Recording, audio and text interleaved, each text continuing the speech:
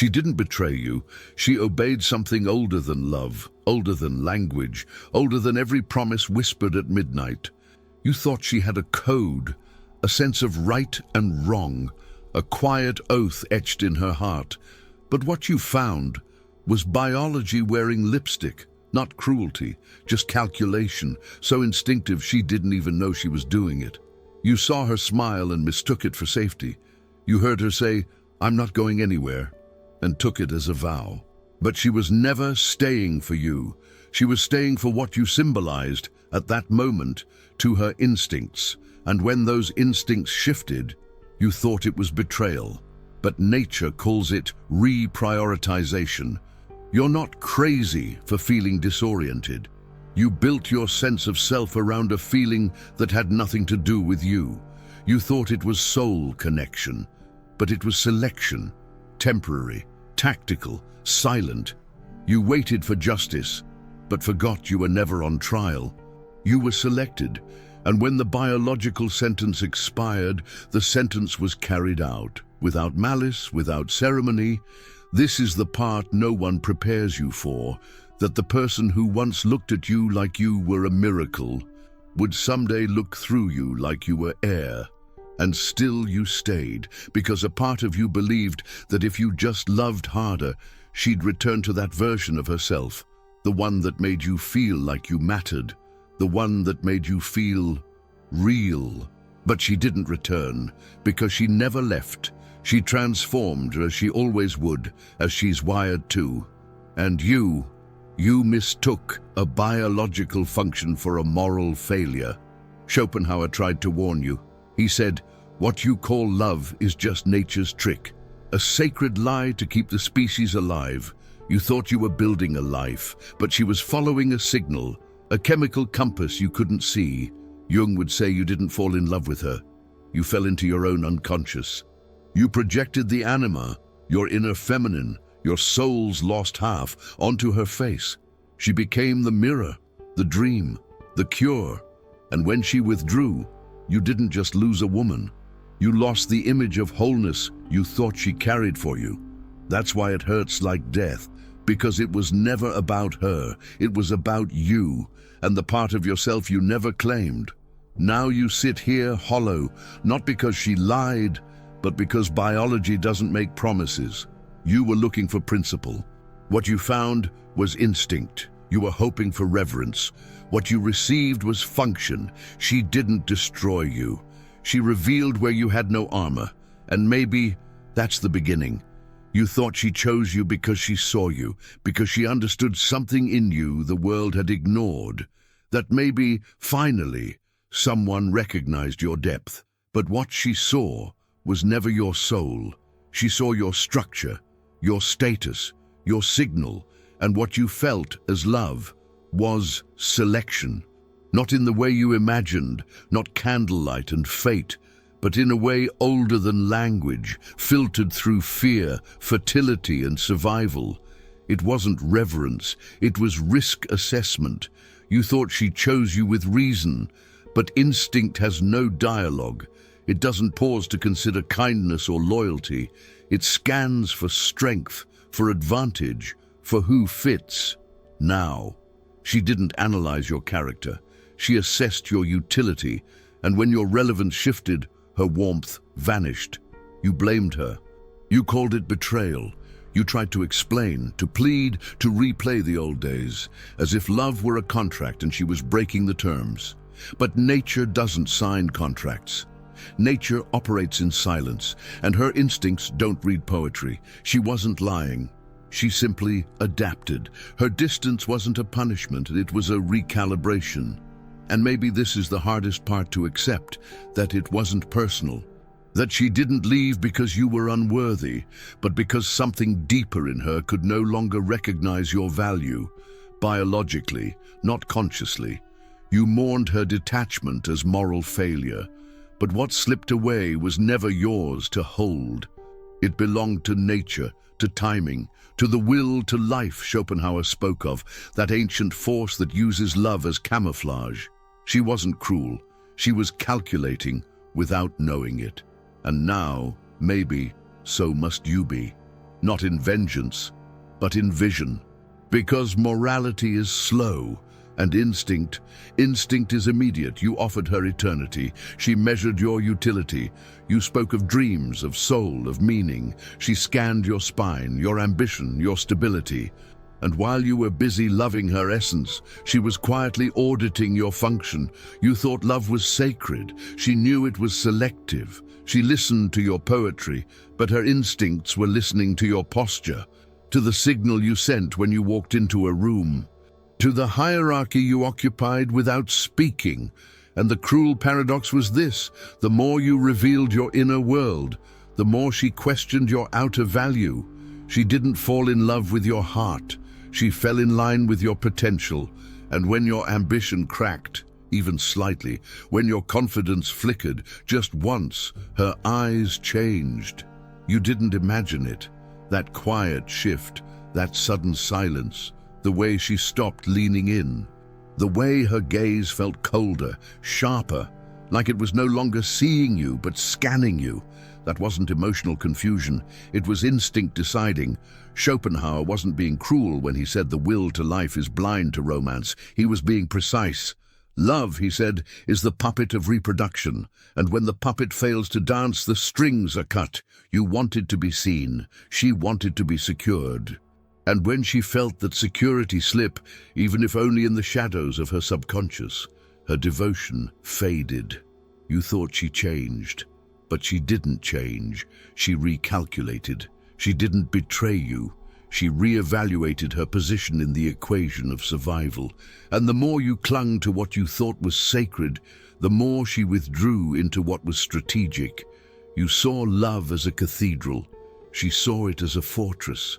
And when the walls cracked, she began to retreat. This is not about blame. This is not about her. This is about the ancient divide between how men offer themselves and how women select. You offer eternity. They scan for utility. And somewhere inside you always knew. You just didn't want it to be true. You kept asking, what happened to her? Where did the softness go? Where did the warmth go, the way she used to look at you like you were her entire sky? But she didn't disappear. She restructured, not with malice, not with thought, but with instinct. One day, she leaned on you like you were gravity. The next, she stood beside you like a stranger, polite, efficient, emotionally absent. And you blamed yourself. You replayed the arguments, the texts, the nights she turned away in bed. You searched for the error in your own code, but the shift wasn't logical. It wasn't punishment. It was instinct rewriting its purpose, the version of her you knew, the one who lit up when you entered the room. That wasn't fiction, but it was conditional.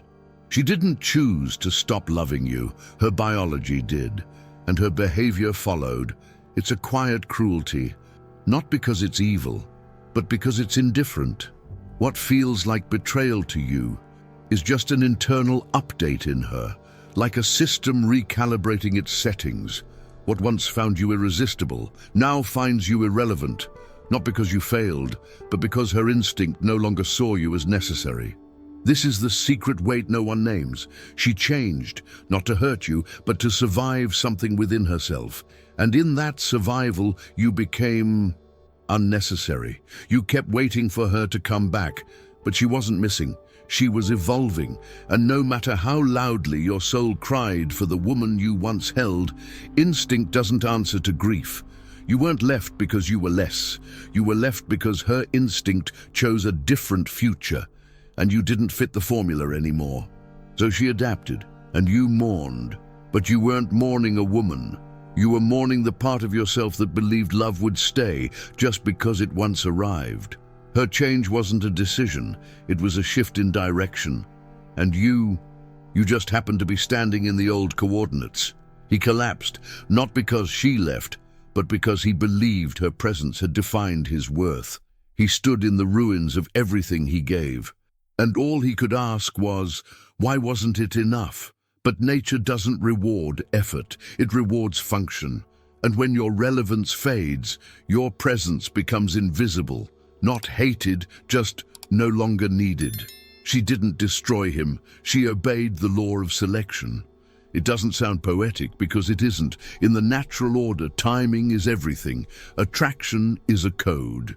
And value is not permanent. It's positional. She didn't wake up and decide you were less. She felt the shift before she understood it. The tension changed. The hierarchy rearranged itself. And something in her body, ancient, wordless, whispered, "Move." And she moved. You, still anchored in memory, mistook the silence as punishment. But there was no punishment, only transition. You thought love was a shield, but it was a phase. You thought loyalty would earn you grace. But in nature, grace is inefficient.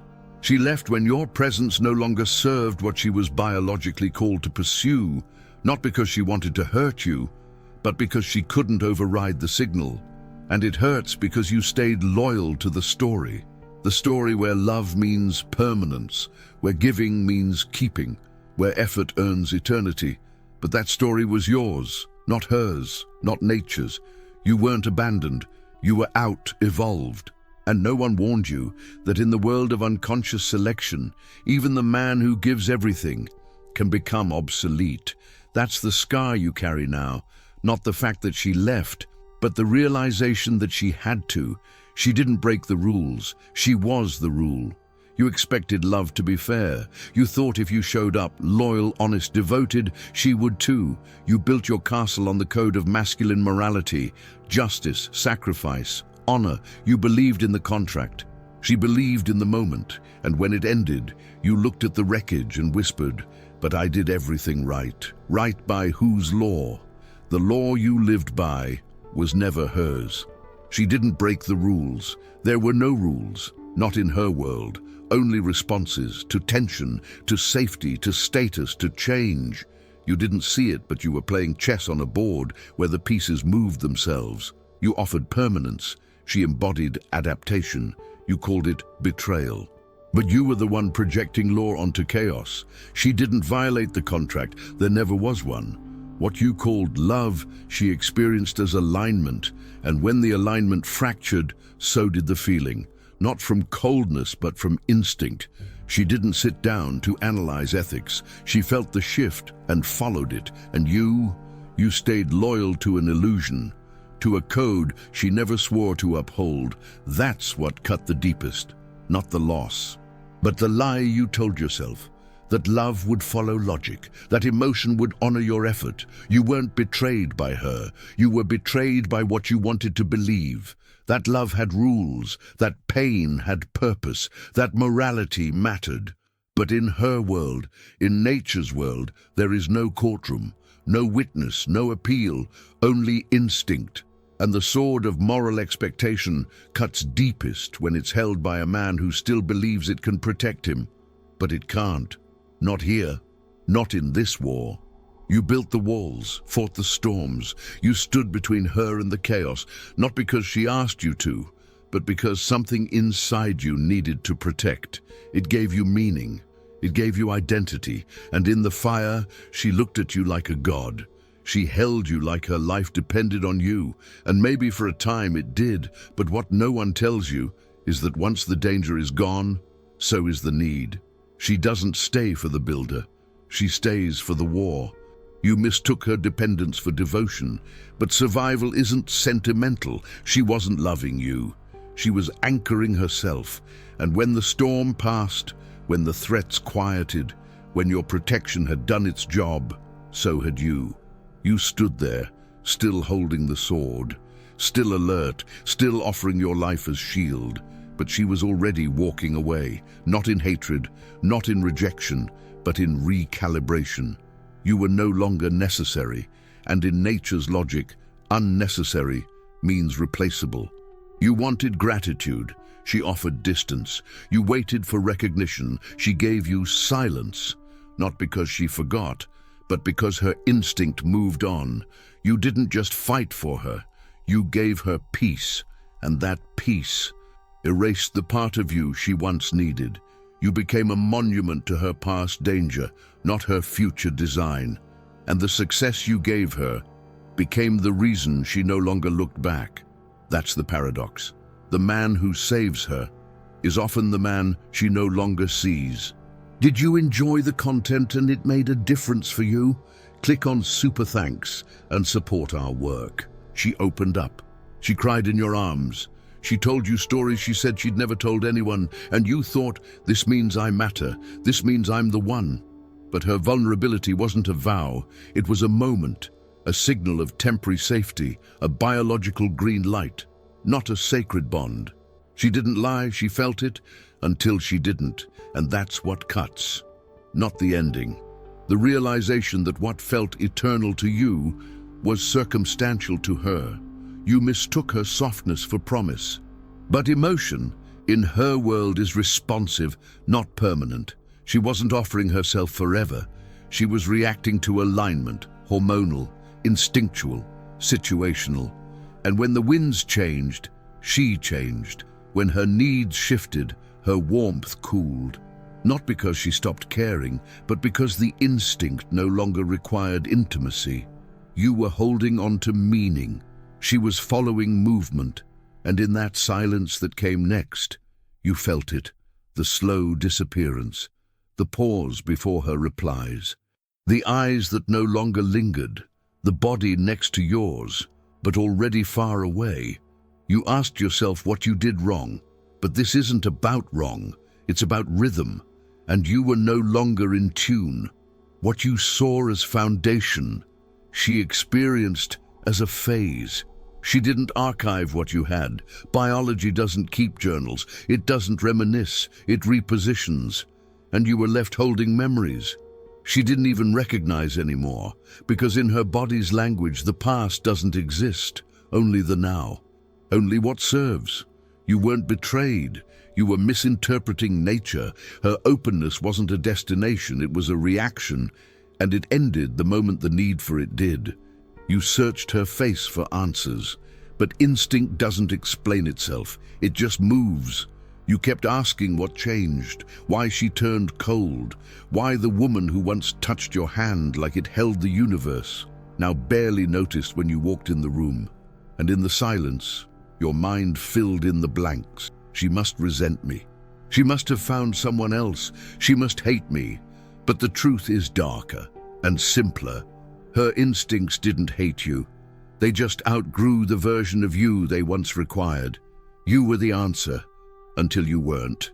Not because you became less, but because what she needed to survive, to secure, to reproduce, shifted.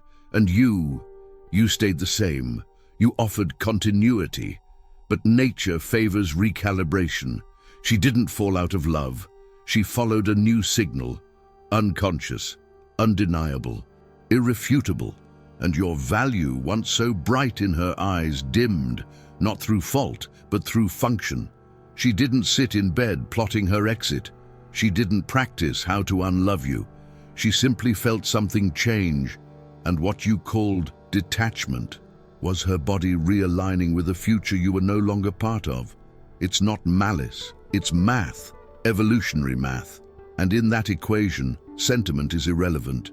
She didn't choose against you. She returned to nature's path. You were holding on to memory. She was following momentum. And when she left, she didn't look back, not because she was heartless, but because instinct doesn't grieve what no longer serves. You thought love was a bond. She knew it was a function. And now, you sit with the ache, calling it heartbreak. But it's not. It's the sound of the biological door closing, and the version of you she once needed, no longer existing in her world. You thought it was fate. That feeling in your chest, the quiet rush when she smiled. You thought you had found the one soul who finally saw yours. You called it love, but what you felt was recognition of a pattern. You were looking for transcendence. She was following transmission. You were building meaning. She was obeying algorithms written in flesh. She wasn't pretending. She didn't deceive you. She simply played out the unconscious law her body never needed to question. You spoke of forever. She felt for now.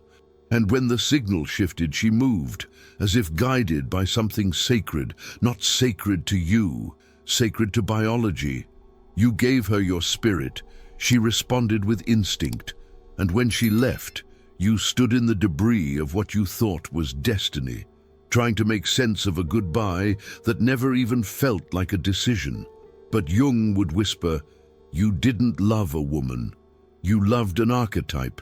You loved your projection, the anima you never integrated, now shattered in her absence." And Nietzsche would laugh. "You gave morality to something that never needed it to function. She didn't betray the sacred. She never swore allegiance to it. She moved with the pulse of nature. And you mistook that rhythm for romance. This is not the death of love. It is the end of illusion, the moment when the veil falls, and you finally see not who she was, but who you needed her to be. You were looking for love, but she was never trying to be your salvation. She was acting out a program.